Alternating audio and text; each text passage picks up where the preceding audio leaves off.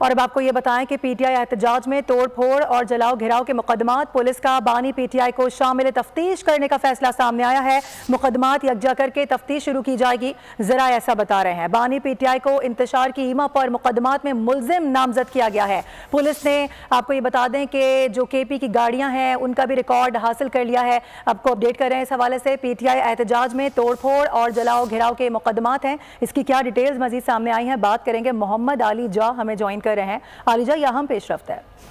देखिए, अहम पेशरफ्त है। बानी चेयरमैन पीटीआई को अब इस्लामाबाद पुलिस की जानिब से शामिल तफ्तीश करने का फैसला किया गया है। आपने देखा कि जब पाकिस्तान तहरीक इंसाफ का इस्लामाबाद में एहतजाज हुआ है तो इस दौरान जो इमलाक हैं और शहर इक़्तिदार की खूबसूरती है उसको भी खासा नुकसान पहुंचा है। तो इस ज़िम्न में पुलिस ने बानी पीटीआई को नामजद मुकदमात में शामिल तफ्तीश करने का फैसला किया है। बानी पीटीआई के खिलाफ मुकदमात को यकजा करके शामिल तफ्तीश किया जाएगा।